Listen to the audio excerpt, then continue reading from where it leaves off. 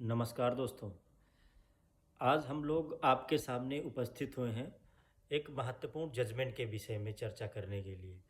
यह महत्वपूर्ण जजमेंट इसलिए हो जाता है क्योंकि इसको हमने हाई कोर्ट में माननीय उच्च न्यायालय लखनऊ खंडपीठ में हम लोगों ने बहुत मेहनत करके जो है लड़ा। लड़ने के बाद में अंततोगत्वा हम लोगों को असफलता मिली। हम लोग केस ये हार गए।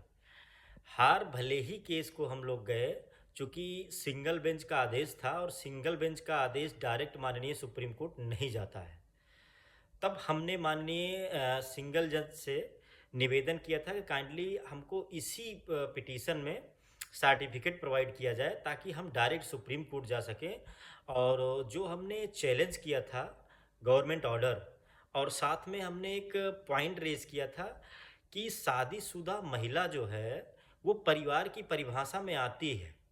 भले ही उसकी शादी हो जाती है और वो कहीं अन्य जगह भी जाती है, लेकिन उसको परिवार की परिभाषा में जोड़े रखना चाहिए। हमारे यहाँ उत्तर प्रदेश में क्या है, इसको लेके विभिन्नता है। विभिन्नता कैसे है, मैं थोड़ा सा जल्दी से आपको 2 लाइन बता देता हूँ।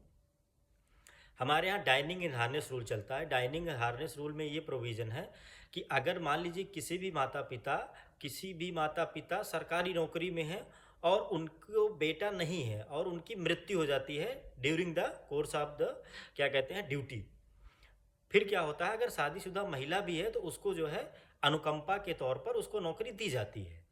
ये हमारे यहाँ डाइनिंग हार्नेस रूल में बाकायदा नियम है और इसके तहत में कई सारे आदेश हम लोगों ने भी करवाया और ऐसा चलता है अमूमन, मतलब जनरल प्रक्रिया है। लेकिन इसी के तहत में हमारे यहाँ उत्तर प्रदेश में वितरण प्रणाली नियम, जिसको कोटा के तहत में आवश्यक वितरण प्रणाली में फेयर प्राइस शॉप में अगर शादीशुदा महिला है तो गवर्नमेंट ऑर्डर में एक प्रोविजन दिया हुआ है कि परिवार की परिभाषा में डिपेंडेंट में शादीशुदा महिला को नहीं इंक्लूड किया गया है। हमने यह प्रश्न माननीय उच्च न्यायालय के सामने रेज किया था। माननीय उच्च न्यायालय हमारी इस प्रश्न को काफ़ी अप्रिशिएट किया था और कहा था बिल्कुल ये गलत है, नहीं ऐसा होना चाहिए, क्योंकि स्टेट दो आंखों की तरह नहीं देख सकता है। लेकिन चूंकि हमारे यहाँ डबल डिवीजन बेंच का जजमेंट था जिससे सिंगल बेंच बाध्य था, उसने इस बात को जजमेंट में भी लिखाया कि now I am incapable to return, या मतलब उस आदेश को हम डाइवर्जन क्रॉस नहीं कर सकते चूंकि वो 2 जजों का आदेश है। तो इस वजह से हम आपके इस आदेश को आपके इस पिटीशन को खारिज करते हैं। फिर हम लोगों ने क्या किया, बड़ी मेहनत करके किसी तरीके से सुप्रीम कोर्ट ने इस आदेश को चैलेंज किया।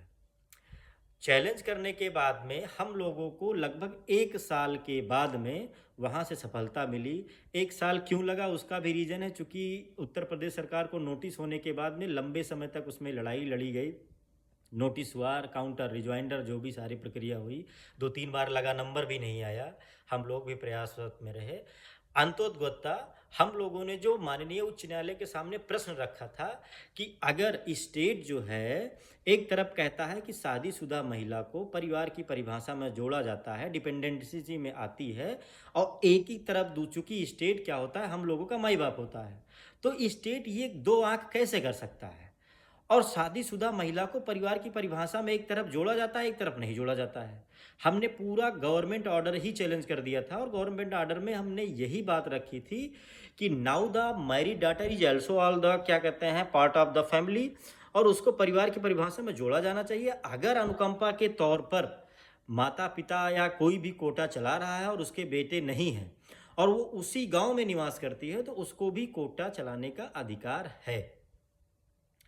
माननीय सुप्रीम कोर्ट ने और अन्य जगह अन्य राज्यों का भी हम लोगों ने हवाला दिया।